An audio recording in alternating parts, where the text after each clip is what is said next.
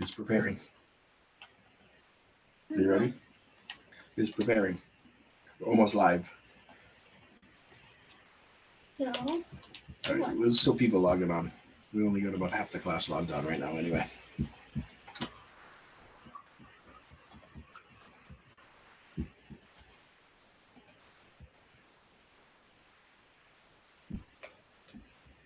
When on that? Okay. All right. Are you ready, Emily? For what? Okay. You can go. You can start. Me? Yeah. All right, you guys got a pencil and paper? You ready? Emily's got a problem for you to solve.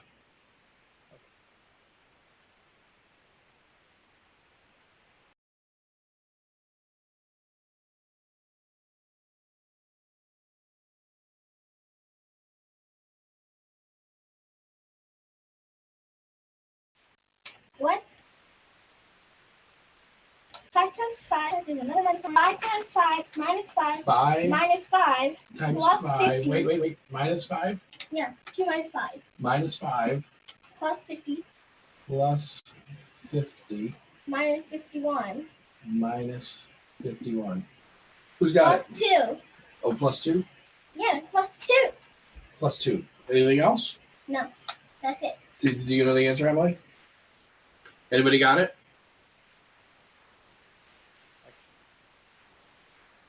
Five times 5 minus 5 minus 5 plus 50 minus 51 plus 2. 17. 16. No. You got 17 and 16. What do you got, Emily? 5. 5. 5 times 5 equals 25. So it's 25 25. minus 5 equals Minus 20. 5. 20 minus 5. Wait, I messed up. I don't know why I took. What did I do? Okay, bye. All right. Thanks, Emily. They just finished their online Zoom lesson for her class, and that was their project in the class. So she wanted to share with me as we were getting started, and I said, "No, my class is starting. I can't talk to you now." And then I said, "Wait a minute. You can talk to the whole class." All right, we have 34 people.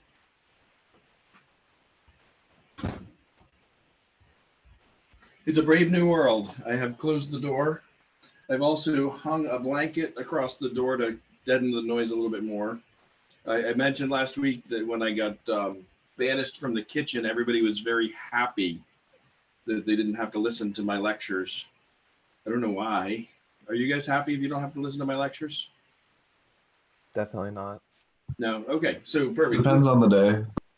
Depends on the day. Probably depends on the lecture topic too.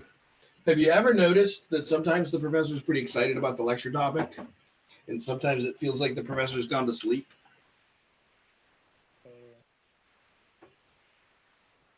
Nobody's willing to admit that. So I know some people that do a lot of online classes even before this. And one of my colleagues, I won't name him, but he was going to be traveling for a couple of weeks, and there was a couple lectures he couldn't do. So he decided he was going to record the lectures on video and then have the students watch the videos at the time of the lecture, kind of like we did last week when I had you watch a video, right? So he made the mistake of sitting down at a conference table to record his video. And I say mistake because you'll notice that I stand up when I do this, so I can walk around, I can move around. I don't think you can lecture. I don't think you can effectively I don't think you can get anybody to care about the material you're talking about if you're sitting when you're talking about it. And so, but he sat in this chair, and I guess it was a comfortable chair. He had his laptop open and he was going through the slides and using like Camtasia or something to record it. And there was a camera on him and then the slide capture, sort of like we got going here. And he fell asleep in the middle of his own presentation. And, you know, it's one of those nodding off kind of falling asleep. You've all done it in class, right? You've been there and then you try to like balance your head like this, and you get the pencil up there like this on a piece of paper so it looks like you're taking notes even though you're sleeping? Who's done that? Raise your hand to the participants if you've done that. You pretended you were awake, but you were actually sleeping in class. I got one yes. Oh, come on. More of you have done it than one of you. Yeah. So I got two emphatic no's, and one brave person said yes. Did I ever tell you guys about the time I fell asleep in microeconomics? Nope. Nope. It was in that giant classroom in Atwater, Kent, the one with like 200 seats or whatever. And I'm in the middle of a row, microeconomics. I fell asleep, woke up in the middle of double E class. My class ended. Everybody walked around me to get out. Nobody woke me up. The other class all came in and walked around me to sit down. Nobody woke me up. So anyways, where was I going? Sleeping. Oh yeah, he fell asleep in the middle of his lecture. He woke up, continued talking about the slide, and then he published the video without editing that part out. So that's pretty amazing. All right, what are we talking about today? I think we're talking about design for manufacturability.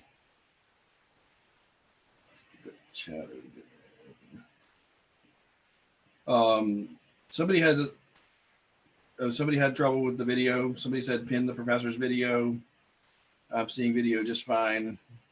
If we still have a problem with the video, let me know. I'm going to start the screen share. I think that takes over when I do the screen share. Screen share. Screen share. I want to screen share this one. Just in case, I'll turn on the computer sound. Share. All right.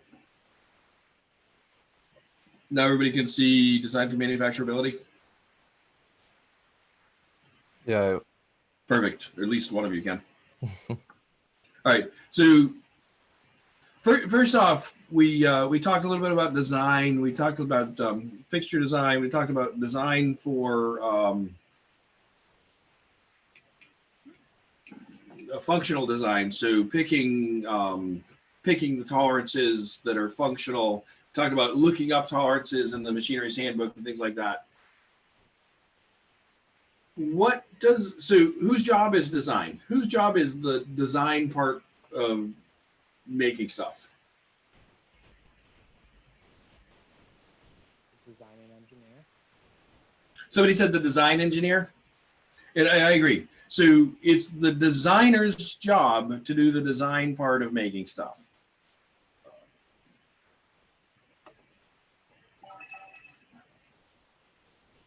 So it's the designer's job to do the design part of making stuff. What does the designer have to tell the manufacturer?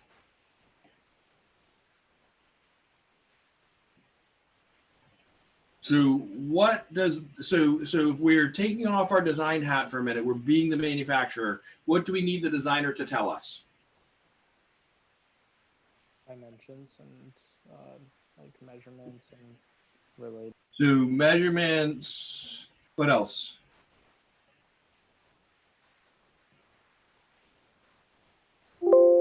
Anything else? Right, so the designer needs to tell us enough so that we can make the part, right? So the designer needs to tell us enough so we can make the part. How does the designer tell us these things that gives us enough information to make the part? So what's enough to make the part? So we need to know things like tolerances. So we need to know the physical description of the part, right? So we need to know the geometric shape of the part. What else do we need to know about the part besides the geometry? Material of the part. So we need to know the material. I'm making a list on the whiteboard. I'll put that on in a second. We need to know the geometry. We need to know the material. What else do we need to know? Dimension. So the geometry, I'm going to say, includes the dimensions. So this is dimensional geometry.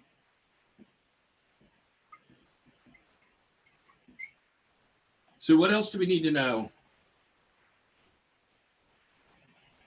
Tolerances? We need to know the tolerances.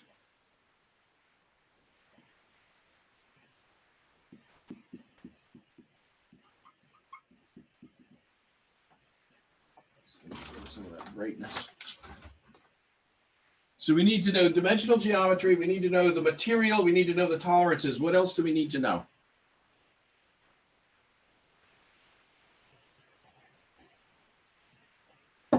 And so the tolerances are on things like dimensional geometry, right?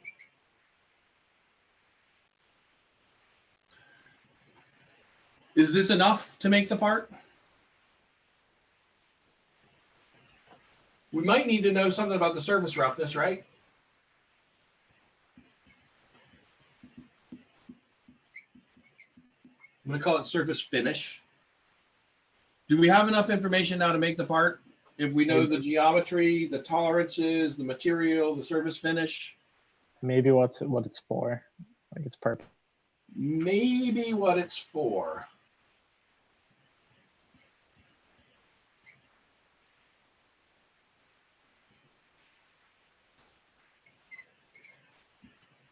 Now, why do you want to know what it's for?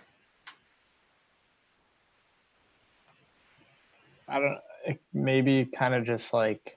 I'm not saying you don't want to know what it's for. I'm just wondering, why do you want to know what it's for? Maybe for like durability, you can like test the product. So if you wanted to test it to make sure that it actually worked before you gave it to the customer, rather than just believing that your measurements. So we do these quality inspections where we make the part and we measure it and see if it meets the tolerances and things like that, right? But you might want it, so you might want to know what it's for so you can test it. Why else might you want to know what it's for? Because the What? part in the first place might be bad. So it might just need to be fixed from the ground I up. want to know what it's for because you don't believe this part, maybe? I mean, I think if you clearly describe the geometry of the part, the material it needs to be made out of, the surface finish that you need for any surfaces, and the tolerances, I think if you clearly define this, I can make the part. The reason I like to know this is because of you guys. You know what we call you guys when you get out, when you get a job, when you go to industry? So Nude. the people that work in manufacturing, we have a specific name for you guys. Anybody know what it is?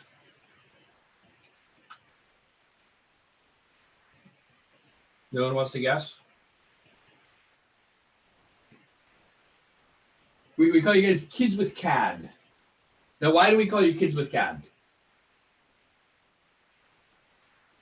First off, because you're younger than the rest of us, right? So we call you kids because you're younger than us.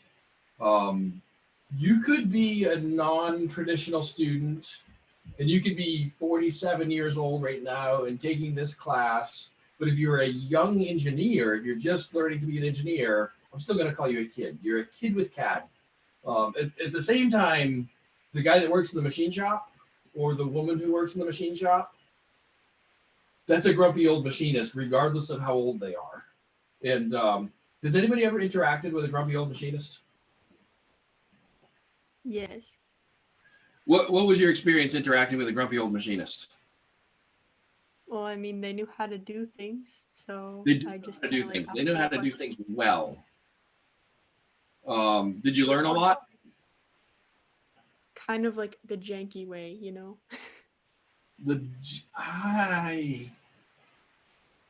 I'm not sure I would agree with the janky way being how they do it. Anybody else ever interact with a machinist in a professional way, maybe? Yeah. Yeah. What was your experience interacting with the machinist? MQP, we were designing a custom nozzle for a 3D printer. Okay. Was that one of the guys that works in the shop at WPI? Yeah, we're working with Ian. Okay. I try to keep the grumpy out of those guys. So I'm not sure that this counts. But what I've noticed, and I learned this when I was a young engineer, that grumpy old machinist, the person in the shop, if you pretend like you know what you're talking about when you go to give them your drawings, and if you're that kid with CAD that comes in, they will make you exactly what you asked for, especially if they know it won't work.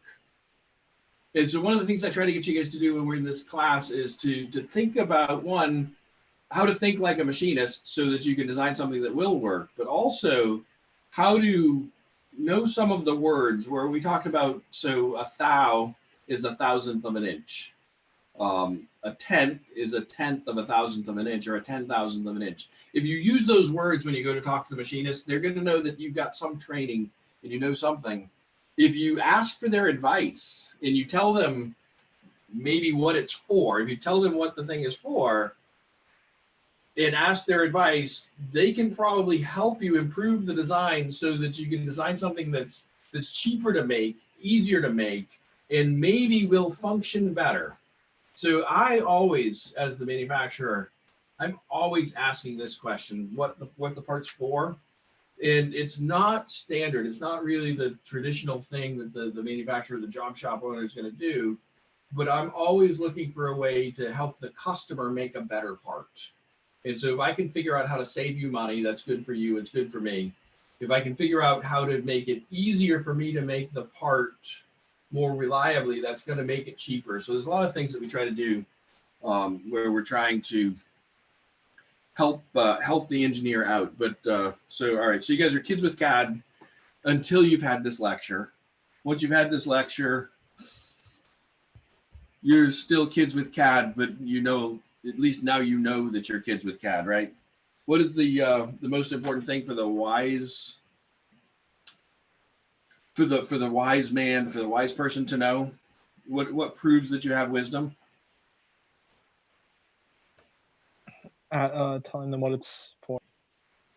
Well, I think the thing that proves that anybody has wisdom is when they admit that they don't know stuff. So, all right, let's get back to the screen share. I just screen this one. All right, so we need to know enough to make the part. So how does the designer tell us? Just very quickly.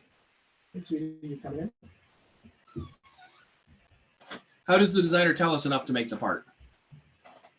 It can give us a CAD model. A CAD model. What else?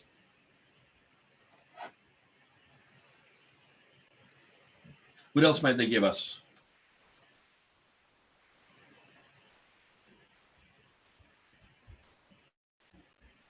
Maybe an order form with like specifications of like the material and such. So an order form, specifications, drawings, solid model, anything that gives us the information. And so, especially in this class, we're going to call that bit of information, we're going to call that the art.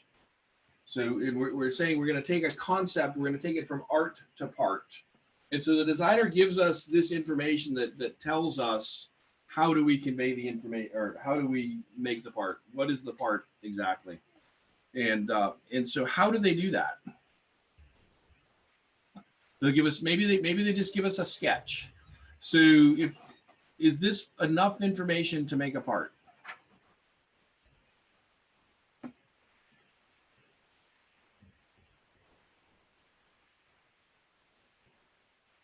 No.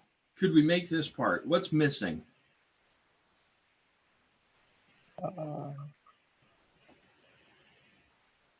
I said the material is 6061 T6 aluminum. So we've got the material defined.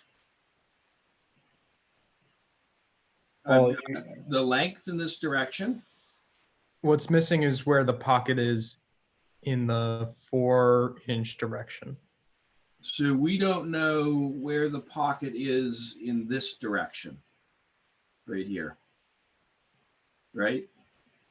So So we would need to know either one edge of the pocket, well, both edges of the pocket, or one edge and the size of the pocket. Is there anything else missing?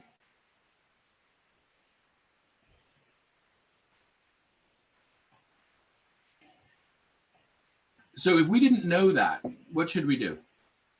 So if the design, did you want to say something to the class? You got your thing again? Can I call you at the end and we can go through it at the end? Okay, I'll call you at the end and we'll go through it. Thanks. She fixed her math centipede. Oh, she made a different one. We'll do that at the end of class for anybody who wants to stick around. All right, so we need to know that distance. Is there anything else we need to know?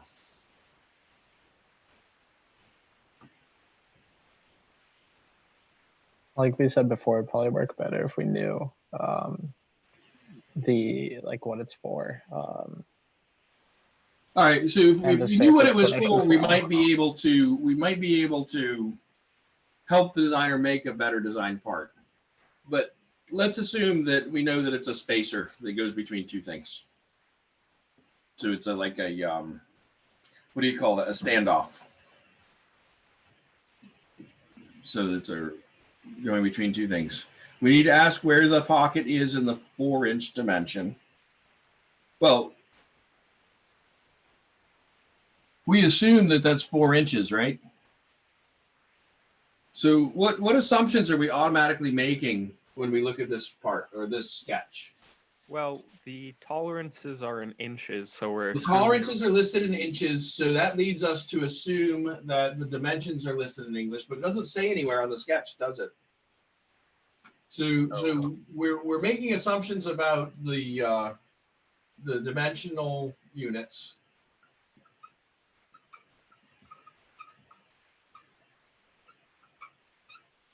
What else did we assume right off the bat? Did we assume that it was rectangular?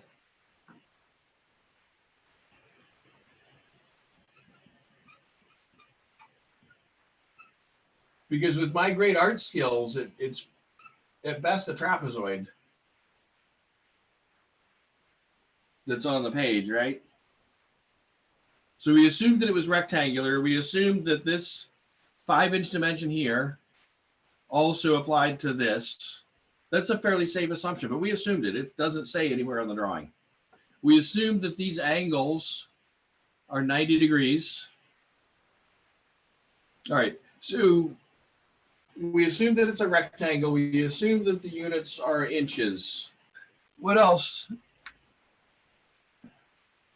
Now, if you didn't know that, if you didn't know that dimension of the location of the pocket in the 4-inch dimension, what would you assume?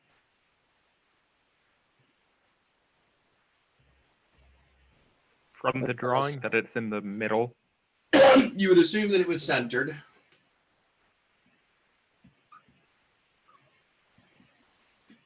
And would you assume that it was square?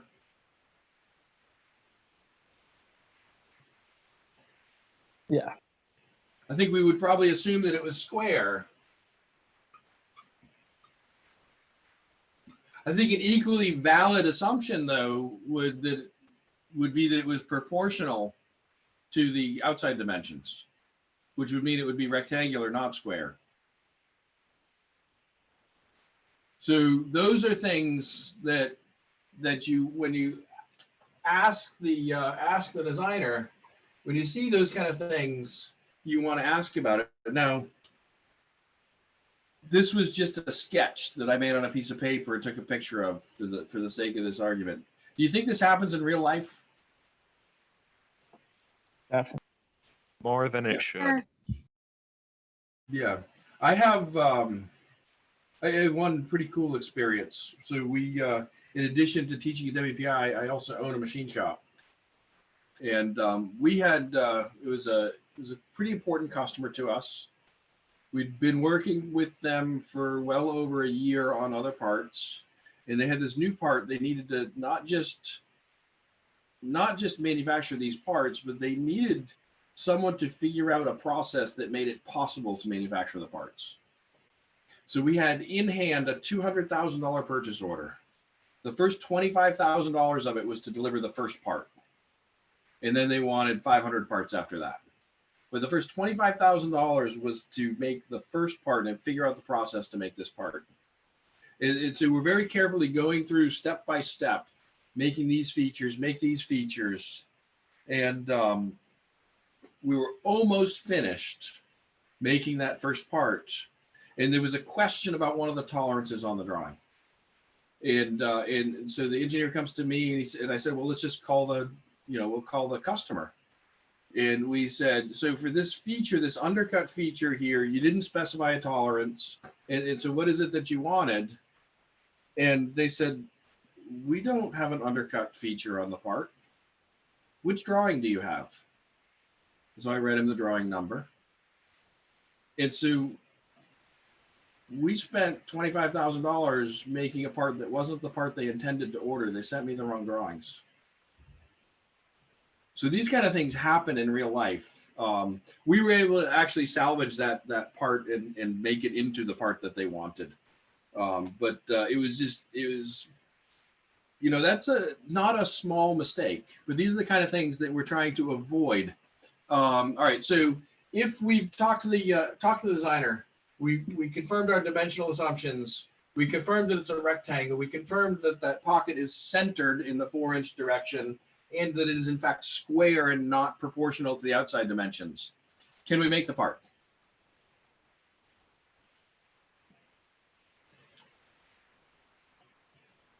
Do you have the material to make the part? If we Material don't have is listed. material on hand, we could get the material.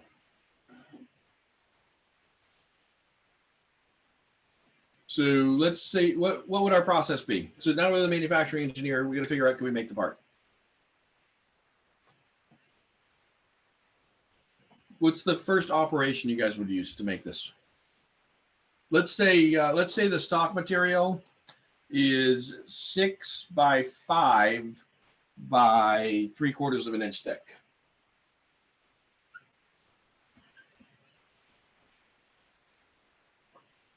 So our part fits inside the stock material. So if the part doesn't fit inside the stock material, you can't make the part. But our part fits inside the stock material. So what's our process? Somebody. First off, let's do in the participants. Can we make the part as designed after we cleared up our questions? I'm going to clear all. All right, so now go ahead. Can we make the part? Anybody want to say no? I got a no. I got a bunch of yeses coming in. This is my check to see who's awake and who's sleeping. You don't even have to do the trick where you put your head down and you hold the pen up. I get 26, 27, 28 yeses. I got a no. Matthew, you said no. What don't you like about the part? The pocket itself with the hard edges would be really hard to create in any kind of mill. So you don't like the square inside corners on the pocket right here. Whoa. You don't like that corner right there. Yeah. Yep. Of the, I'm going to clear it. Of the people that said yes, say yes again if you noticed that, but you knew how to make the part anyway.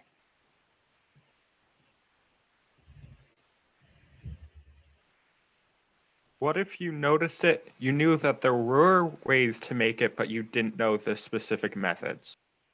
Well, since nobody else is speaking up, I'll take that. So you knew, oh, okay, somebody said yes. All right. So John Riley, you said yes. So John, how would you make that square inside pocket?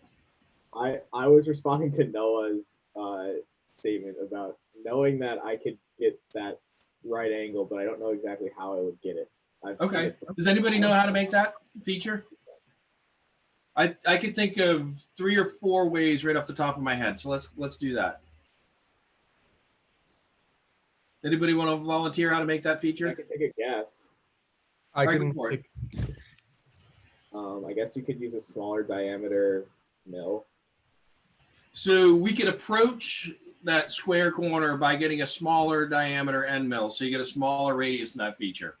And so we could keep getting smaller and smaller diameter end mills. The problem with that is the smaller the diameter, the lower the total strength. And so eventually you get too much cutting force, you break the end mill. Also, they don't have long flutes on the small diameter end mills. So it gets harder to do. Somebody said in the chat, wire EDM. So anybody ever heard of EDM besides the person who said it in the chat? So when you do get back to campus, come to Washburn 108 and you can take a look at our wire EDM, our CNC wire EDM electro discharge machining. Yeah, EDM machine. I hate that when it says ATM machine inside on at the gas station. It's the automatic teller machine is inside. All right, so wire EDM. This is it only works in conductive materials, but you hook up one side of the jumper cables to one of the parts. The other side you hook up to this really thin wire that's threaded through a hole that you made in the part. And have you ever experienced that when you get the jumper cable close to the battery terminal, it arcs across? It makes a spark before it's even touching. Yeah. Anybody that said, raise your hand if you've ever welded the jumper cable to the fender of the car. Nobody? Nobody's raising their hand? Okay. Well, I've welded the wrench to the fender of the car before. So you make that little arc. So that arc is really hot. In fact, it will melt the metal. It'll vaporize the metal that's next to it. And so you get that really thin wire attached to one side. You get the part attached to the other side, and then you pass a high current high current through the wire, and it will make those little arcs. And you slowly move the wire around through the part. And will it make a square corner? We have the same problem with the end mill, just with a smaller radius. But you get a really small radius, right? So we could use wire EDM to get really close to that. We could use a sinker EDM where we actually make an electrode that is the shape of the pocket. Again, you do the high current thing, and you bring that electrode down close to the part, pull it away. Bring it down close to the part, pull it away, and you vaporize the material as you plunge through the material. So you could do it with a sinker EDM, as long as you could make a square outside corner in your electrode material. You could do it with a broach, where basically you just take a hard piece of material that is the same outside shape and you push really hard. And often you'll drill a hole that's almost the size first, so you're only cleaning up the corners. You could do it with a broach. You could cast the part, right? Except 6061 doesn't cast really well, but yeah, you could ask them to change the material to a more castable aluminum. You could injection mold the part, or high pressure casting. Let's see, what else could we do? We could, the one that I always think of first. Let me switch cameras and stop the screen share. Here's the one I like the best because it's the easiest one to make in the shop without having to have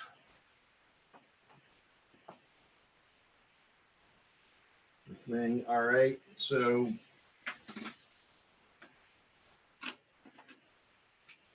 we've got our part like this.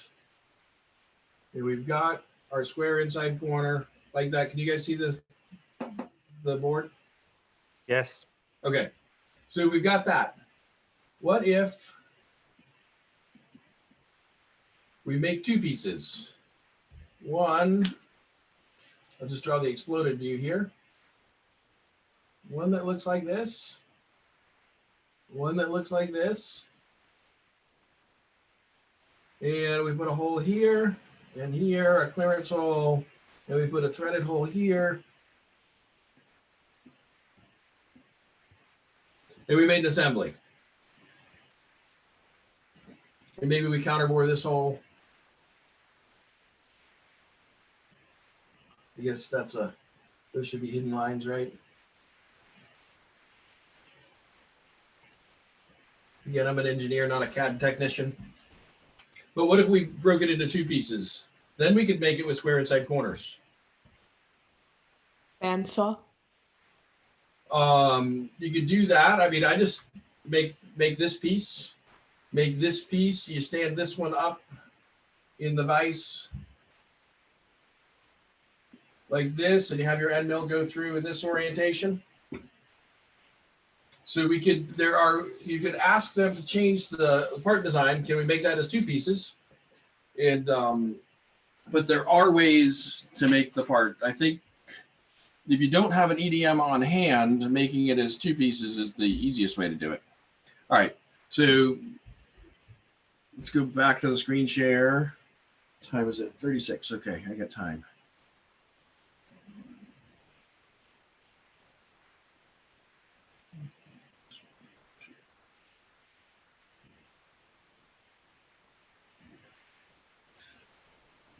All right, so we don't have enough information. What should we ask a designer? We went through all that stuff. As a designer, what do you want to avoid? So some things we talked about. Yeah, we want to avoid the kids with CAD. I get fancy with this slide. It's got animations.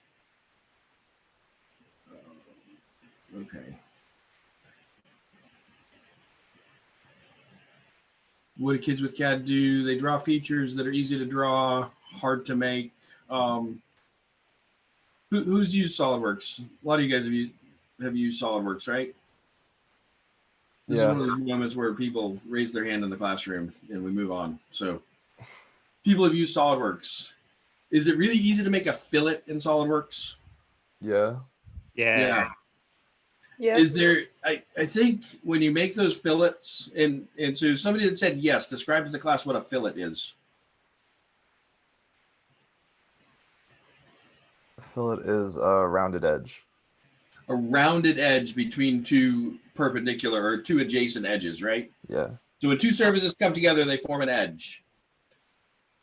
If you round, and do fillets look cool on the renderings of the parts? Yeah, sure. Yeah. Yeah, fillets look cool on the renderings of the parts, right? And so if we're stop the screen sharing. If we're making fillets on the edges of our parts,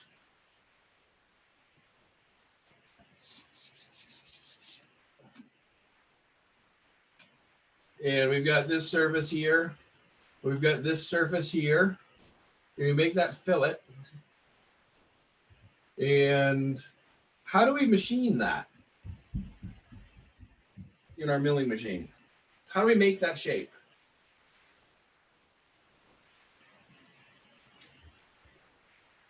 You'd just like put a chain around it and the mill would just follow. Yeah, it, let me draw the whole part so you can get some perspective here.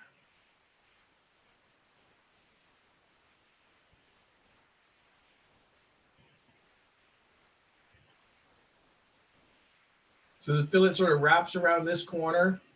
It's a prismatic part here. And maybe we did a fillet on this corner too.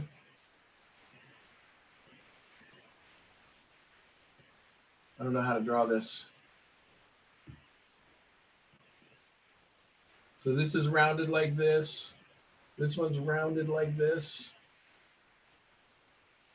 This one maybe do all the way around, because when you do that, when you click that make a fillet between this surface and this surface, does it ask you if you want to just do all of the adjacent surfaces too? So you can like click one button click and it can make fillets on all of these corners, right? Yeah. Right. And Kind and of. then you got this nice roundy looking boxy thing. And that's pretty cool. So how do we make this in the mill?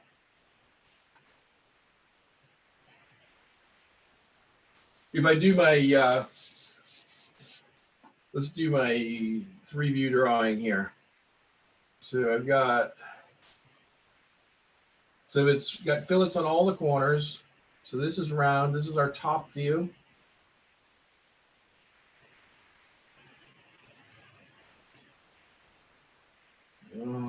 So here's a side view then.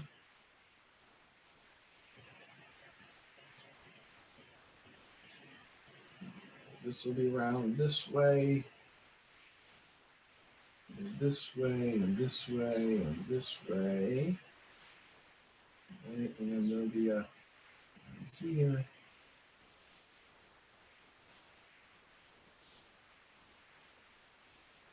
Right, and I guess here we've got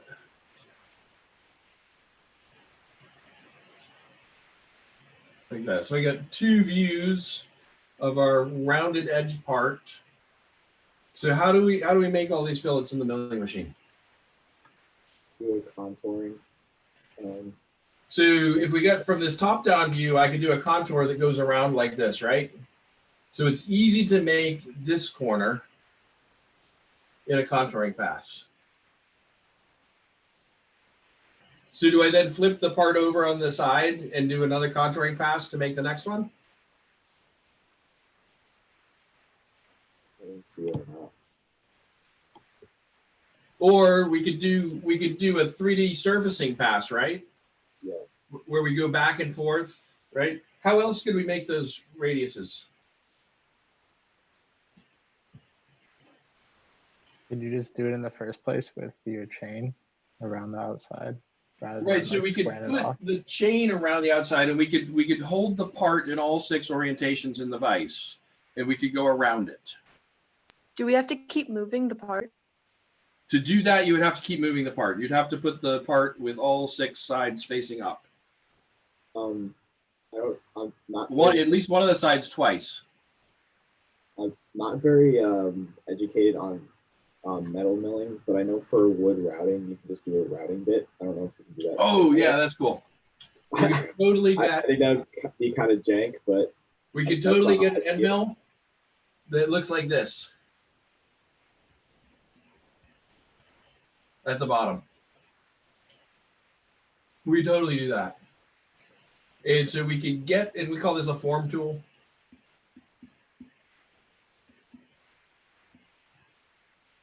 Now on the inside of a pocket, so these are all external ones, right?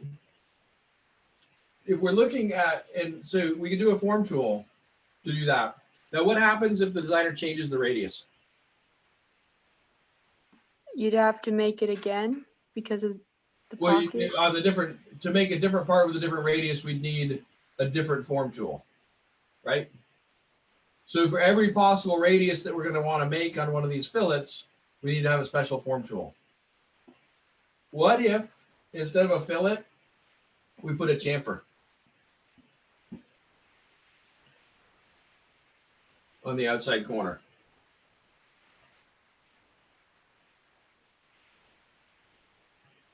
Then I could have one tool that could make a lot of different depths of chamfer, right? Now, for every different angle of chamfer, I'd have to have a different tool. But you could put a fillet or a chamfer on the inside corners of our part. If we put a chamfer on the inside corner, so if this was a pocket now instead of the outside, if we put a chamfer there,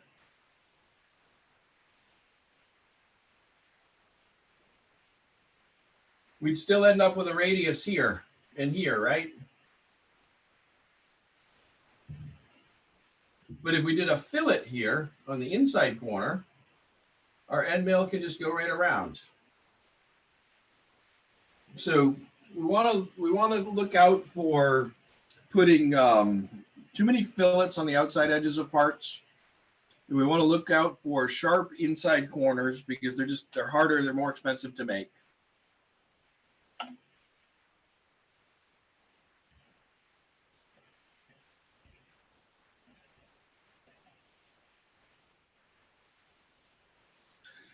Hey, look at that. Kids with CAD draw features that are expensive to make. Oh, look, I had a cool little, what should we think about? So besides sharp inside corners and roundy round outside corners of varying radiuses. Oh, the other thing is when those fillets blend together on weird angles, sometimes they make surfaces that you can't make with an end mill. So there's things to watch out for there. What else do you think is hard to manufacture based on what you know so far?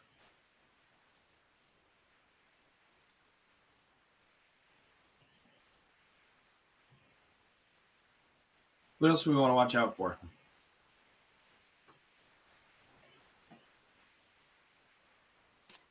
Pieces where, like, if you have to hold the part in the vise a certain way and you can't cut it. So you while it's have to being think held about like how that. you're going to fixture the part, right? So you have to think about, is there any material to hold on to? In your Stirling engines, your thermoacoustic engines, you've got the base part. There's a pocket that goes through not quite the center of that part. What's the pocket for? The one that goes through.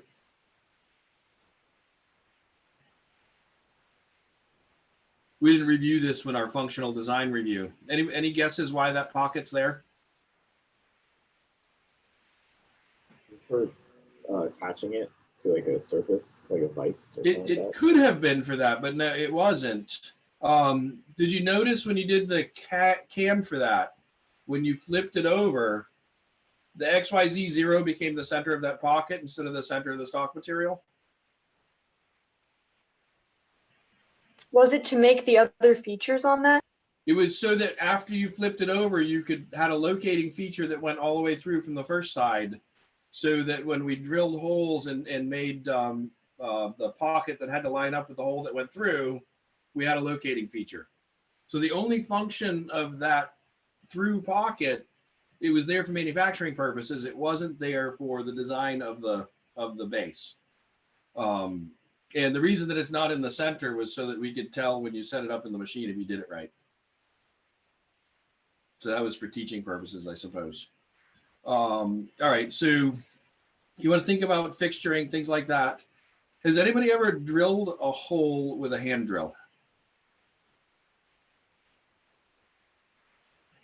Yes. Yes. What happens when you put the drill on the surface and you pull the trigger? It walks. It walks sideways, wobbles around, right? Yep. What happens in a CNC machine when it tries to do that? The same It thing. breaks. But the CNC machine's stronger, so it doesn't go as far. Right. It's got the CNC machine is much more rigid than your arm holding the drill, especially when you're like laying on your back doing it above your head. What happens to the drill though? The drill still wants to walk out. It breaks. Well, it bends. So it doesn't go in the hole straight. So what do we do to avoid having the drill not go in the hole straight? Do a I did a whole spot video drill? about this and it was in the lab instructions. Do a spot drill? So we do a spot drilling operation where we take a drill that's very stiff, less likely to deflect, and we mark where the hole's going to be so that the drill follows the hole in. Who else? So anybody ever drilled a hole deep into a piece of material, a long hole?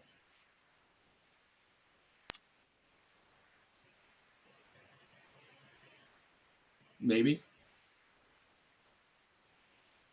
So if we've eliminated the fact that the drill's going to walk out, what are the spirally flutes on the drill for? To guide the chips or To pull make the sure chips up out of the hole, right? And so even if so we need to be able to get the chips up out of the hole.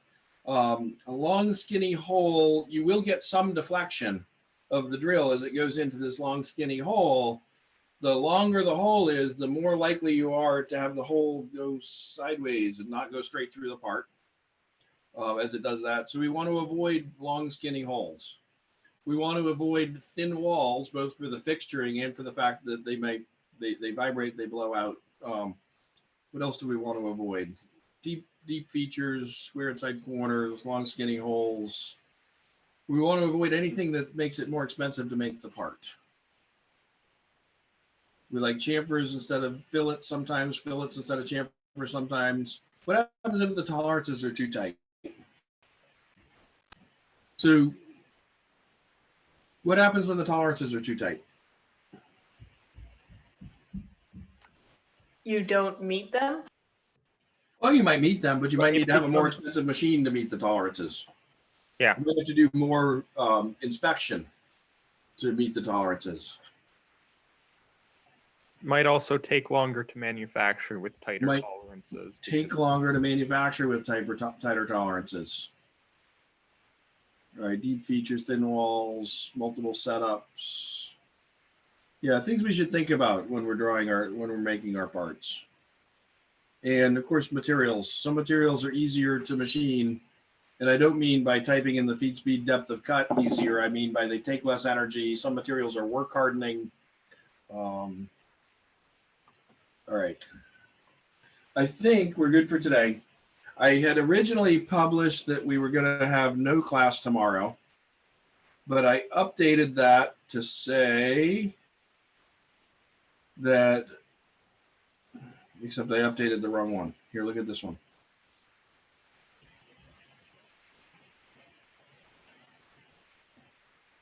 To say that on Wednesday, I'm going to explain group assignment 2 and publish all the information about group assignment 2. So you can come on live tomorrow, or you can just watch the video after it's up there. Talk about the group assignment.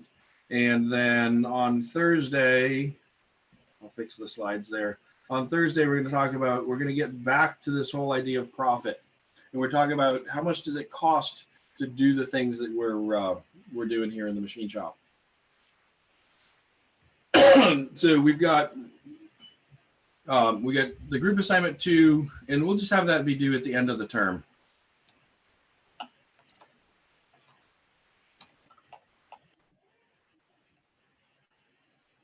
Cam 5, that's your last cam assignment. So Cam 5, that's the last one. And the end of this week, I'm going to put up a practice exam.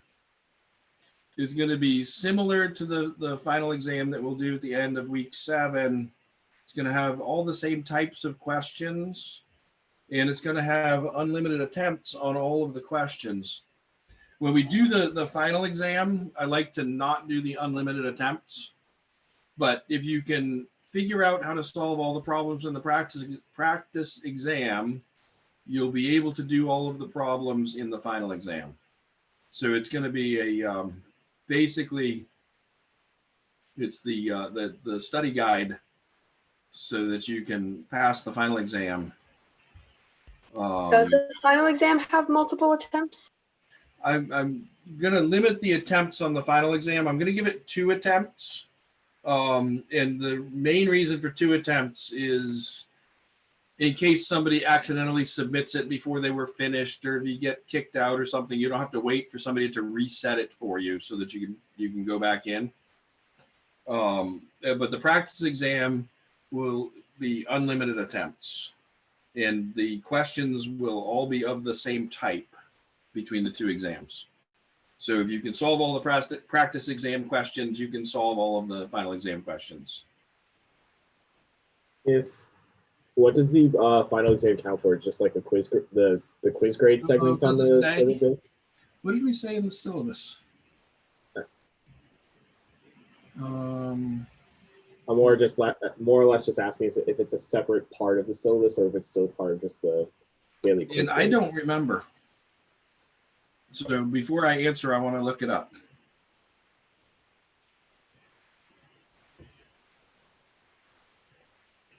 Because I've done it both ways before. Syllabus.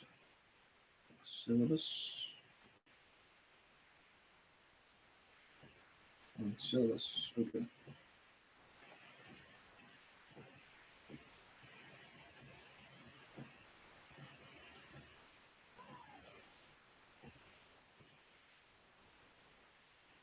No separate breakout for the quiz.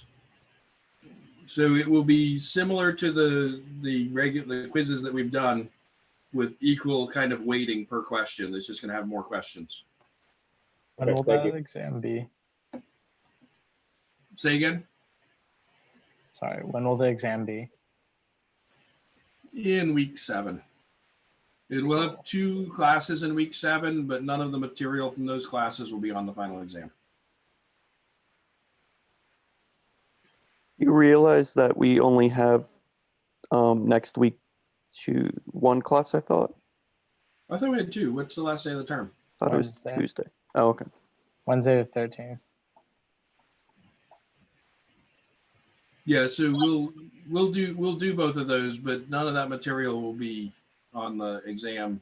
But if you're still working on the exam and you have questions, you can bring them up at that time too. All right, what goes in class notebook on the syllabus? That's 5% of our grade. Yeah, that was in case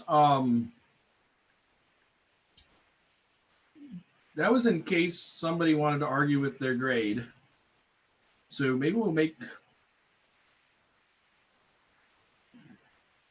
Or a free 5%. Yeah, it's going to be a free 5% at this point. All right, and then when should we I had- expect the rest of our grades to be put in so we know before the final? Before the end of this weekend. All right, thank you.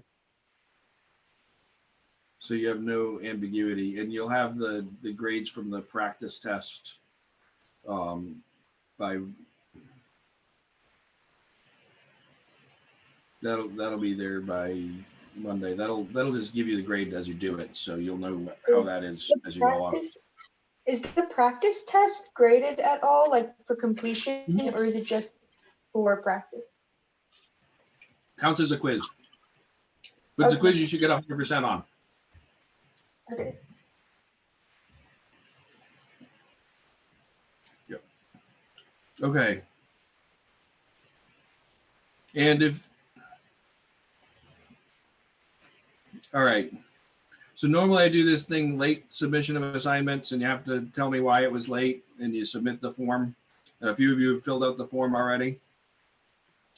This term has just been so weird. Nothing will be scored late. So if you finish it and hand it in, it'll count as being on time no matter when you hand it in now. What else are we gonna do? I think that's it. You're working on the last CAM assignment. We'll go through the last group assignment tomorrow. I think everybody has done well in discussion so far. Is there another discussion? We haven't done one since last week or the week Okay. before. So no, there haven't been any more graded discussions. But I've been very happy with the Zooms here and all the people's participation. I know we've been on for an hour now, so if you've got another class to go to, please feel free to drop off. If you got any more questions, I can stay and chat.